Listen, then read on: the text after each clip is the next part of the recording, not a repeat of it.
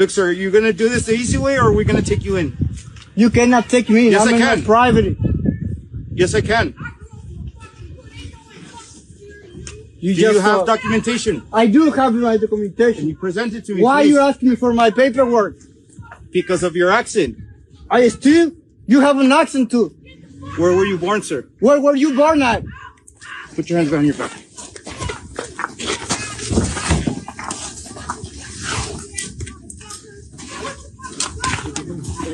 It's Ken Harbaugh with the MeidasTouch Network. Last time I checked, this was still America, where standing in your own driveway, not breaking any laws, you did not have to produce papers when the authorities demanded them, unless, apparently, you have an accent.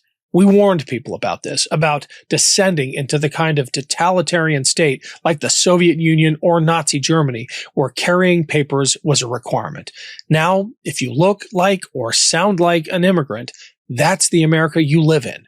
I reported several months ago on my trip to the border where American citizens, whose only offense is not looking like me, don't leave their homes without identification. And now it's happening in Minneapolis. ICE is a menace, a regime tool that exists for one reason: intimidation. If it were about immigration, they'd be in red cities with much higher concentrations of undocumented immigrants. If it were about public safety, they wouldn't be dragging moms out of minivans. And the fact that they are doing this defiantly in full view of cameras is a window into just how brutal their worldview is. Hey! Stop kneeing him in the face! That's his face! Stop it! Back up or you'll be arrested for impeding. Back up. I am back. That's fine. I see. Be careful, be careful. Oh. What's your name? What's your name for your family? What's your name? Ricardo, what? This agency, ICE, is proud of its brutality because brutality is the point. But the people of Minneapolis are standing up. They are inspiring resistance across the country. And a few brave artists, not enough, but that'll grow, are stepping up as well. To believe that truth still matters. And that it's worth speaking out. And that it's worth fighting for. If you believe in the power of the law and that no one stands above it. If you stand against heavily armed, masked federal troops invading an American city and using Gestapo tactics against our fellow citizens, if you believe you don't deserve to be murdered for exercising your American right to protest, and send a message to this president, and as the mayor of that city has said, ICE should get the fuck out of Minneapolis. For this song is for you, and in the memory of mother of three and American citizen Renee Good. Thank you. In part one of my conversation with Ken Casey of the Dropkick Murphys, which came out on Monday, we talked about the punk rock tradition of raising a middle finger to authoritarianism. In part two, we talk about ICE and its brutal tactics and about the need for more artists to speak out. Here's me and Ken Casey. The front lines of that propaganda war center on immigration right now, with the administration pumping tens of billions of dollars into ICE, with them organizing it as much like a media organization as a law enforcement organization.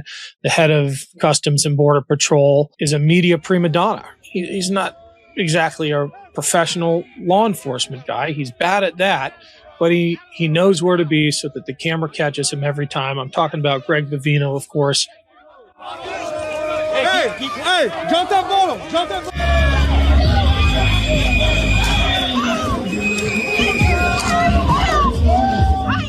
And you guys have waded right into that as well. I didn't see it when it first came out, but your remake of Citizen CIA into Citizen ICE really struck a chord with me. What inspired that? And can we find it anywhere except on tour in France, which is the clip I got? Well, so it's coming out on a split LP that we're doing with a up and coming, amazing Boston hardcore band that I'm actually Haywire, that I'm actually wearing the sweatshirt right now. And it's during the U.S. tour, it's just going to be on the vinyl at the shows, and then it'll come out later on in March after the tour's over, like streaming wise and in stores and whatnot. So if you want to get it, you got to come to a show for the time being. But, Citizen CIA was, just a kind of mock of a recruiting kind of thing for the CIA. It was political. It obviously was talking about our feelings of how we go around the world and, create havoc that oftentimes turns to bite us on the ass, and our own sons and daughters end up fighting the next regime in a war. But changing it to ice was such a no-brainer because it's so much more immediate and so much more, on our own soil.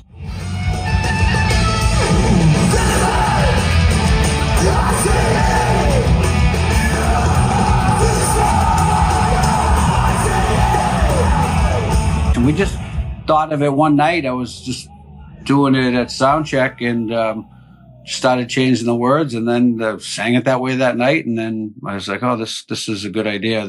I think, like I said, I think it's a punk rock band's duty to kind of just get out there and mix it up and be on the front lines. You know what I mean? It's not always the easiest place to put yourself, but it's where a punk rock band should be. And, we're happy to put ourselves there. And, and then, you also talk about the other side of the band, whereas, singing about, the roots of Boston, such a strong Irish community. Boston's an immigrant town.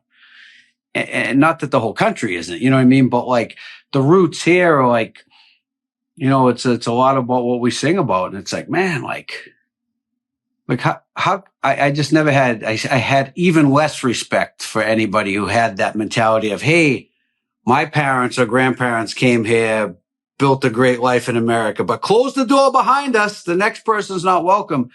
No one should understand the plight of the immigrant more than, someone whose family came here and got to succeed in America because of that.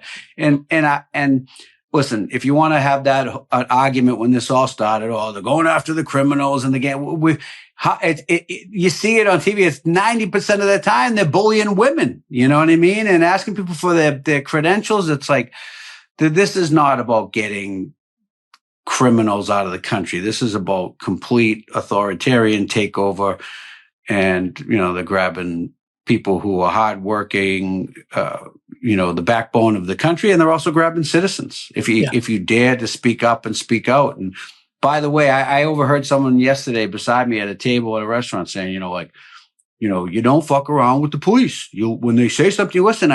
It's not the police. It's fucking Enrico Tario. It's the Proud Boys. I don't know who's behind that mask. They sure as shit aren't a cop, They're not trained properly, and then they're letting their emotions and their ego dictate how they do their job. So I wouldn't listen. I've felt this pressure for years to constantly replace clothes as trends change or seasons shift, especially with outerwear and layers. Stuff that looks fine at first, but once you actually rely on it, cold mornings, long days, travel, it just doesn't hold up. And that's frustrating. This time of year, a good hoodie is essential. It's something you reach for over and over again. But finding one that's genuinely warm, comfortable, and built to last isn't easy. That's why I wear American Giant. Their classic full zip hoodie feels different the moment you put it on. The fabric has real weight to it. The construction is solid. It's made with the assumption that you're actually going to live in it, not just wear it a few times and move on. And it's built to last a lifetime. Slate magazine famously called it the greatest hoodie ever made, and that reputation is earned. From the cotton to the zipper, it's made right here in the USA. What I appreciate most about American Giant is the quality and durability. Every detail feels intentional.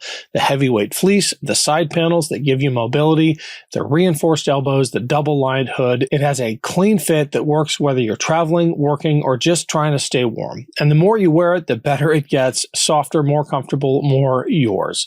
American Giant obsesses over the details, and they're deeply committed to the communities that make their products. Everything is made in America, no exceptions. They make staples that are anything but basic, like the premium Slub Crew tee and the No BS high-rise and slim roughneck pants featured in Giant magazine. For me, clothing quality matters more than just looking good.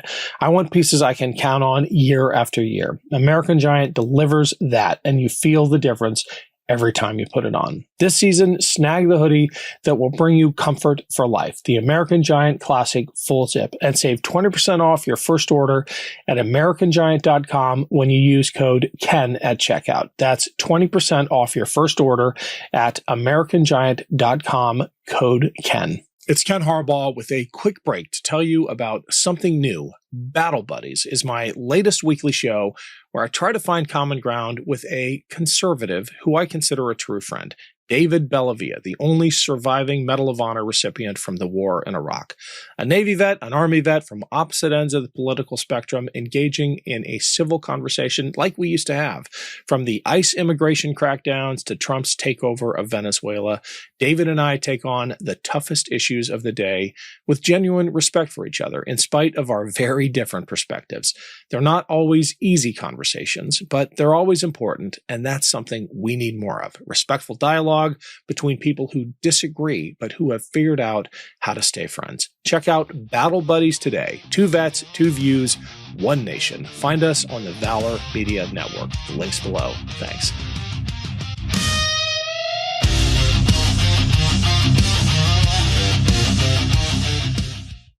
That sentiment is coming from the same crowd that 5 minutes ago was flying a "Don't Tread on Me" flag. And they've gone from, what was it, live free or die, to obey or get shot in the face. The hypocrisy, I mean, it's obvious. Everything MAGA does is pure hypocrisy. You know what I mean? So, you know. I just got back from Minneapolis where I got to see that close up. And I'm wondering if you have any thoughts as an artist. This is my homage to the city. I was blown away by the bravery of those people. The idea that ICE is going to go in there and intimidate Minnesotans in the middle of winter, I don't think they knew what they were in for. These are the toughest people on the face of the earth. And I'm wondering if you have any advice for artists who are thinking about shows in Minneapolis. Look, this is my pitch for the city. Go to Minneapolis, perform your show, be there for the folks of that city. Don't let ICE scare you away. There have been, well, I'll deliver the stat and then I'll dig into it. Half of the homicides in Minneapolis to date this year have been caused by ICE. It is a safe city. Yeah. Until ICE gets there, right? They are not making cities like that safer. But if you're an artist thinking about a comedy show or a performance in Minneapolis, go. Stand with the people of that city. Yeah, we have a show coming up there on this tour, and we'll probably do, plan something additional during the day to be part of a protest. One of the benefits of traveling the world, obviously, it's opened my eyes, and a lot of my friends and people that I grew up with, like, they haven't had that opportunity, to see the world. And, I'll always end up in these discussions where, like, one time someone said, I'd love to go to France, but I see all the riots in the street and the Muslims. And I go, I just got back from France. I'm not saying that, to some degree, something doesn't ever happen there, but like the narrative you're fed by Fox News that you can't walk down the streets. I was out in Minneapolis. That's where our albums for the People album were being pressed. And, the vinyl just came out in the fall. So I was out there in the fall, and the Somali, rhetoric had been starting up on Fox News. And I come back and I said, I just spent 4 days out there. And I had multiple interactions with Somali immigrants who seemed to be assimilating well. They spoke perfect English. Like, They were very friendly. But you believe this narrative that you hear on the news. You've never been there. You'll probably never go there. But, in your mind, Minneapolis is a war zone. And Right. God damn it, Trump better send in the troops. And you just said it. ISIS caused half the murders. You know what I mean? Like, it's not a war zone. The people in Minneapolis are awesome people. Just the salt of the earth people. And Americans. Exactly. At the end of the day, Americans. I saw more American flags at that protest at Powderhorn Park than I could count. And to your observation about Somali Americans, their grandkids are going to look back at their parents' experience the way your generation looks back at your grandparents' experience coming to Boston. They're the first generation experiencing this. And if we can create that kind of empathy, I think we can all see them as Americans, which they are. Absolutely.